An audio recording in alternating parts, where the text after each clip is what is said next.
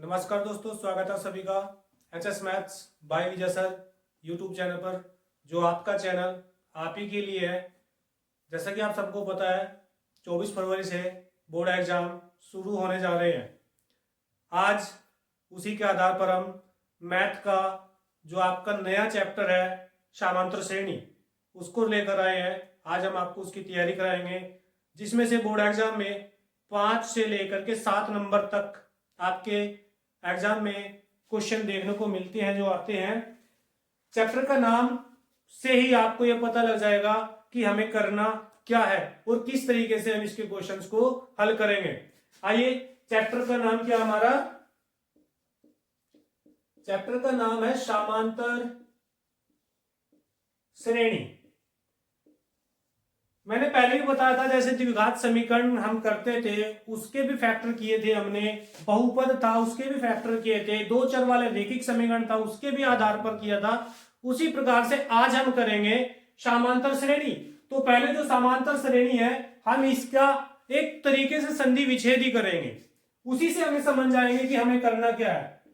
ये हो जाएगा कि समान और प्लस अंतर, यानी कि जहां दो संख्याओं के बीच में समान अंतर होगा, और वो सीरीज ये नहीं है कि वो एक या दो, लगभग मान के चलो आप 30 पद तक, 40 पद तक, 100 पद तक या 500 पद तक वो सीरीज चलेगी। उसी सीरीज में क्या होगा, हमें ये देखना है कि उनके बीच में जो अंतर होगा वो समान रहेगा। जो अंतर पहले दूसरे नंबर में होगा, वही अंतर आपका 499 और 500 पद पर जो नंबर होंगे उनमें रहेगा। यह है आपकी समांतर श्रेणी, यानी कि समान अंतर वाली श्रेणी। जैसे हम एक उदाहरण लेते हैं, जैसे हमने आज तक पढ़ा है 2 का टेबल, 3 का टेबल या 5 का टेबल, या कोई भी टेबल आप लीजिए। हम लेते हैं 2 का टेबल, 2 4 6 8 10 12, ये है आपकी समांतर श्रेणी। जो हमारे टेबल होंगे वे सभी टेबल एक समांतर श्रेणी में ही आएंगे। क्यों? क्योंकि पहली और दूसरी जो हमारे संख्या है उनके बीच में अंतर कितने का है? 2 का। दूसरे और तीसरे में भी 2 का, तीसरे चौथे में भी 2 का, चौथे पांचवे में भी 2 का, और पांचवे छठे में भी 2 का। यानी कि जहां पर हमारा जो समान अंतर होगा वो समान रहेगा, वो आपका क्या कहलाएगी? समांतर श्रेणी। दूसरा लीजिए आप 10 का टेबल। तो 10 के टेबल में भी अगर हम देख रहे हैं तो जो अंतर हमारा पहला और दूसरे के बीच में है, वही दूसरे और तीसरे के बीच में है। वही अंतर तीसरे और चौथे में है, और चौथे और पांचवे में भी वही अंतर है। यानी कि जैसे कि समान अंतर, जो समान अंतर वाली श्रेणी है वो क्या है? आपकी समांतर श्रेणी। तो यहां पर ये ही है हमारा समांतर श्रेणी का जो मेन टॉपिक है, कि जो अंतर होगा उसी के जब संधि विच्छेद करते हैं तो उसी से हमें पता लग जाता है कि हमारी समांतर श्रेणी किस प्रकार की है, क्या इसके अंदर होता है और क्या नहीं होता है।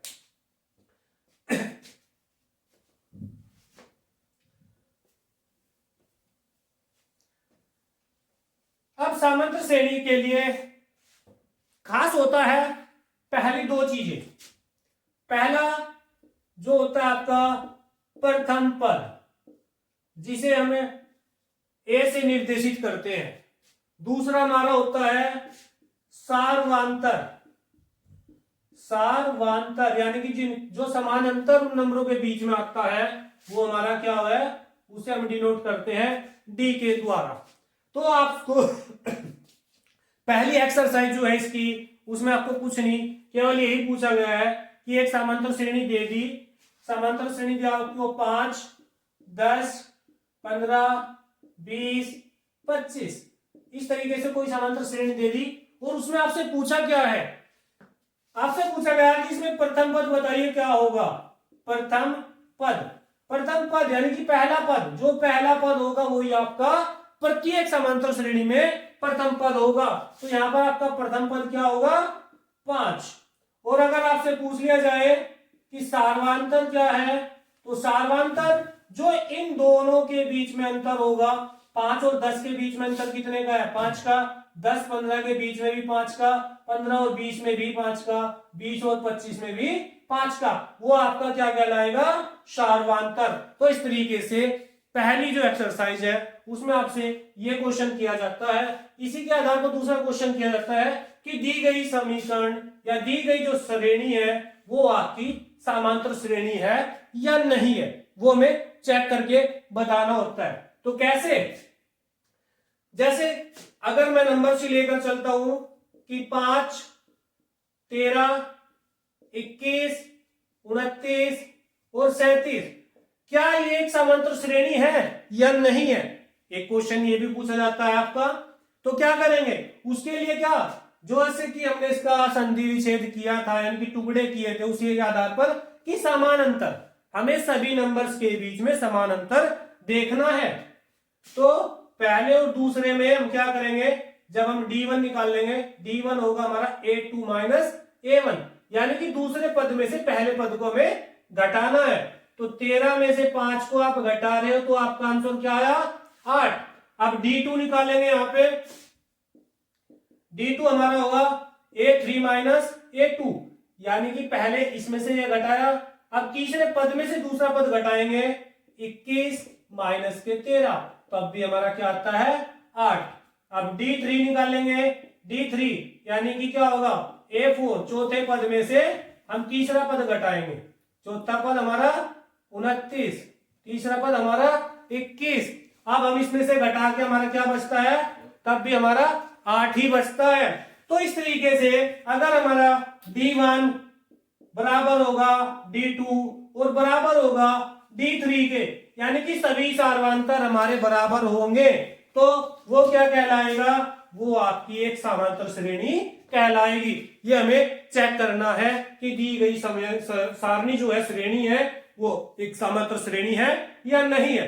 तो इस तरीके से हम बहुत ही आसानी से ये चेक कर सकते हैं, सोल्व करके बता सकते हैं कि हमारी जो समीकरण है, जो सारणी है, वो एक समांतर श्रेणी है या नहीं है।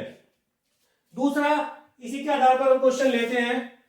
जैसे क्वेश्चन खास है, इंपोर्टेंट भी है और बच्चे कंफ्यूज भी होते हैं। क्वेश्चन क्या है कि आपको एक क्वेश्चन दे दिया, a की पावर 2, a की पावर 3, a की पावर 4 और a की पावर 5, इस तरह का क्वेश्चन आपको दे दिया और आपसे पूछा है कि ये समांतर श्रेणी है या नहीं है। तो क्या चेक करके बताएंगे, यानी कि वही D1 क्या होगा? A2 माइनस A1 बराबर A2 क्या हमारा?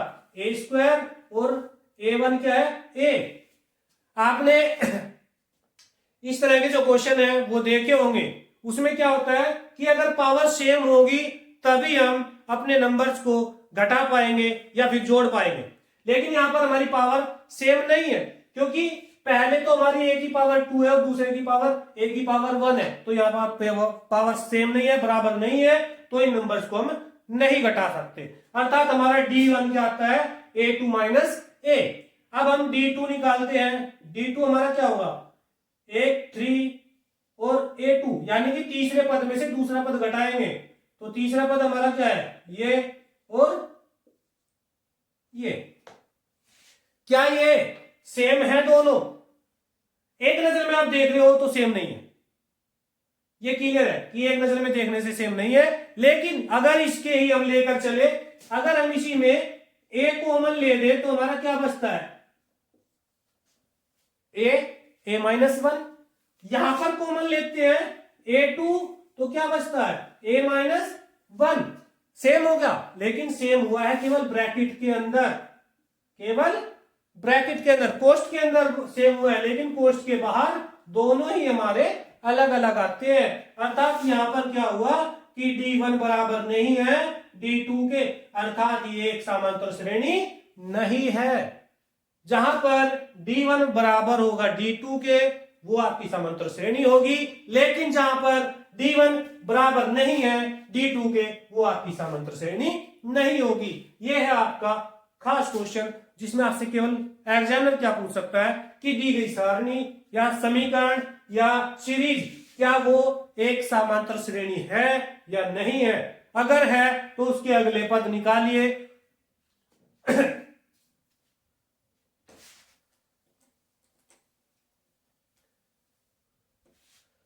जैसे नेक्स्ट क्वेश्चन हम लेंगे, नेक्स्ट क्वेश्चन हमारा हम ले रहे हैं ए, 2a, 3a, 4a, 5a।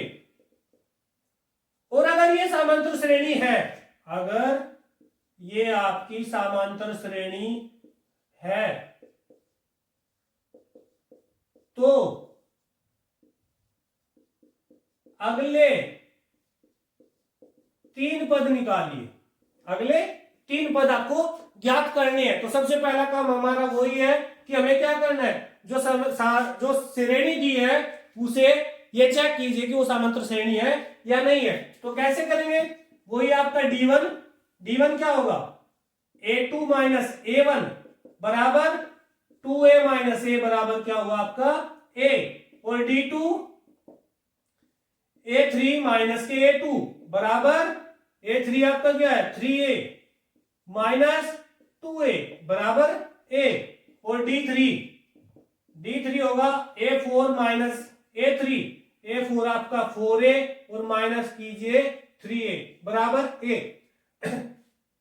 तो यहां पर आप देख रहे हो कि हमारा D1, D2 और D3 तीनों ही बराबर है, यानी कि क्या आता है, D1 बराबर है D2 और बराबर है D3 के, अर्थात ये हमारी क्या है, एक समांतर श्रेणी है।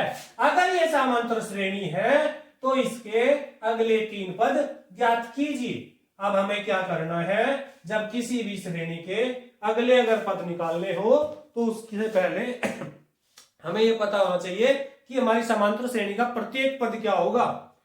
तो क्या होगा, प्रथम पद हमारा A होगा, दूसरा पद A प्लस D होगा, तीसरा पद A प्लस 2D होगा, तीसरा पद होगा, चौथा पद होगा हमारा A प्लस 3D, पांचवा पद होगा A प्लस 4D।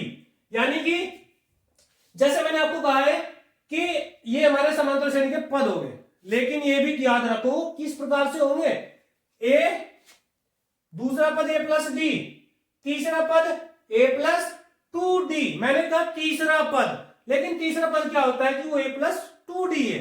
वो कैसे, कि जब हमें कोई भी श्रेणी निकालनी है तो उसके लिए क्या होगा, A plus n minus 1 into d, इस फॉर्मूले का प्रयोग करना है किसी भी पद को ज्ञात करने के लिए।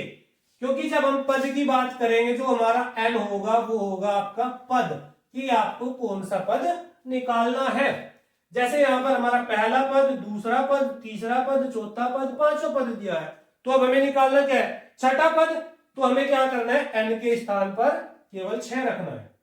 तो छठा पद हमारा यानी कि A6 बराबर A plus 6 minus 1 into D, यानी कि A प्लस क्या हो जाएगा 5D। इस तरीके से हमारा क्या होगा छठा पद A प्लस 5D। तो यहां से हम क्या करेंगे, इसका छठा पद निकाल सकते हैं। कैसे, क्योंकि इसी में हमारा जो प्रथम पद है वो हमारा क्या है A, और D हमने निकाला है वो भी हमारा A। तो हम आसानी से निकाल सकते हैं कि A भी रखेंगे 5 और D के स्थान पर A रख देंगे।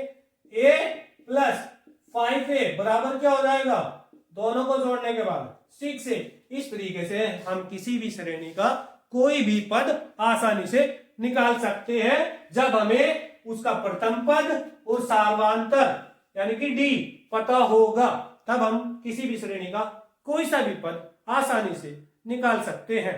यह है हमारी समांतर श्रेणी का जो पहली एक्सरसाइज है, उससे रिलेटेड जितने भी क्वेश्चन थे वो सभी मैंने आपको करा दिए हैं। अब जो नेक्स्ट एक्सरसाइज जो है उसमें क्या करना होता है,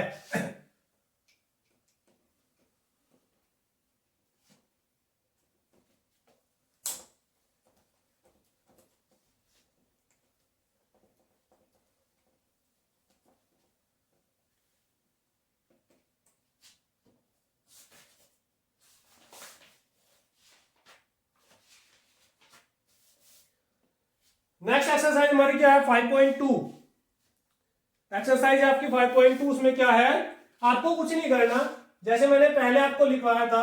सबसे पहले तो आपको कोई सा भी पद अगर ज्ञात करना है तो उसके लिए जो हमारा महत्वपूर्ण जो फॉर्मूला है, जो सूत्र है वो ये है।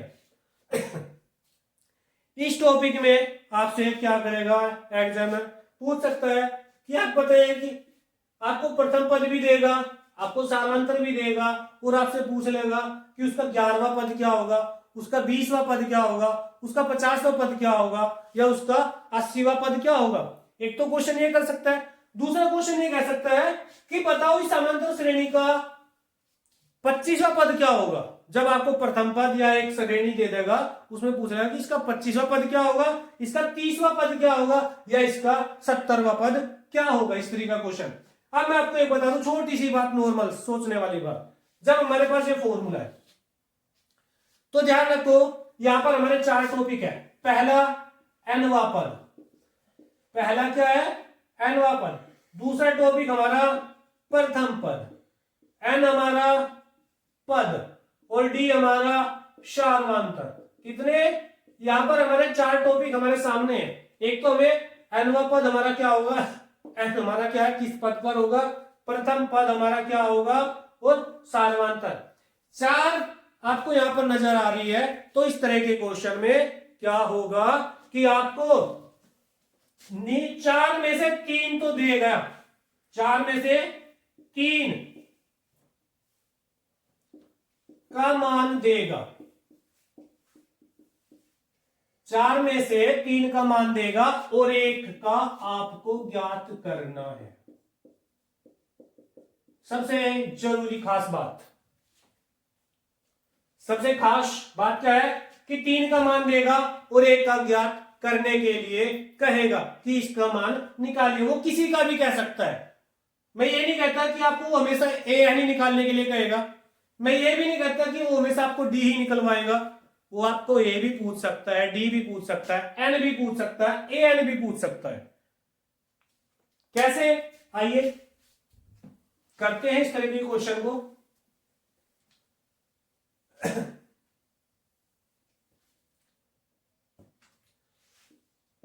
ए एन बराबर a plus n minus 1 into D.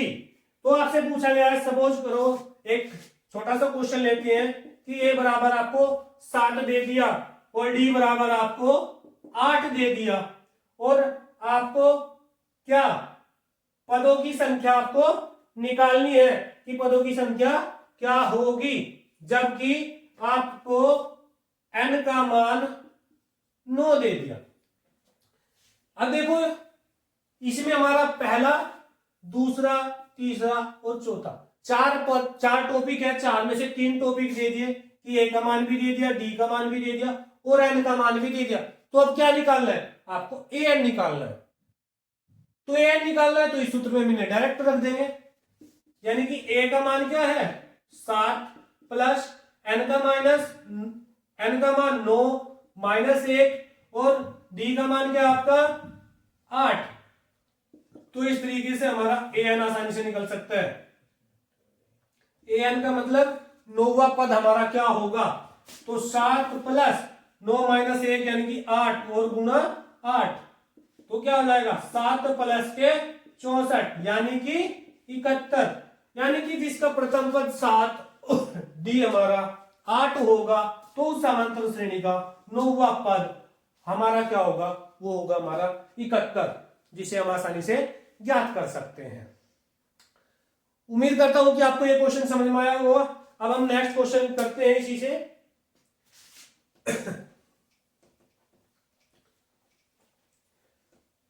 एक श्रेणी दे दी आपको 7 और 10, 7 और 4, और इस तरीके से इसमें आपसे पूछा है 30वां पद। तो 30वां पद आपको ज्ञात करना है कि 30वां पद आपका क्या होगा। तो यहां से सबसे पहले हमें क्या निकालना है, इस श्रेणी में प्रथम पद हमारा क्या होगा, यानी कि ए का मान क्या है हमारा 10, जो सबसे शुरू में दी गया है। अब दूसरा क्या होगा कि हमें निकालना है सार्वधातुक, यानी कि हमारा क्या है डी, अर्थात डी हमारा क्या होगा, डी होता है हमारा दूसरे पद में से पहले पद को घटाते हैं। तो 7 माइनस के 10 क्या होगा, माइनस के 3 हमारा डी होगा। और जब बात की है 30वां पद क्या होगा, अर्थात जब पद की बात की है तो हमारा एन होगा। एन का मान कितना दिया है 30। तो अब आपको क्या निकालना है, ए एन, यानी कि ए 30 का मान निकालना है। उसके लिए क्या है, ए एन बराबर a plus n minus one into d. इस सूत्र का प्रयोग आप कर सकते हो। ए का मान जो मैंने अभी निकाला है 10, एन का मान जो दिया गया है 30 यानी कि 30 माइनस 1, और डी का मान जो हमने अभी अभी निकाला था माइनस के 3। तो कीजिए 10 प्लस 30 में से घटाओगे तो 29 और गुणा में माइनस के 3। 10 प्लस माइनस क्या हो जाएगा, माइनस 29 दिया 87। अब 10 में से आप 87 घटा रहे हो तो आपका क्या बचेगा, माइनस का 77, क्योंकि आपकी बड़ी संख्या माइनस की है। तो इस तरीके से हम किसी भी समांतर श्रेणी का कोई सा भी पद आसानी से निकाल सकते हैं। उम्मीद करता हूं कि मेरी ये वीडियो आपको पसंद आई होगी, और अगर मेरी वीडियो पसंद आई है तो वीडियो को लाइक करें, कमेंट भी करें और चैनल को सब्सक्राइब भी करें, ताकि आपके बोर्ड एग्जाम में कम मेहनत में अच्छे नंबर आप लोग प्राप्त कर सको। धन्यवाद।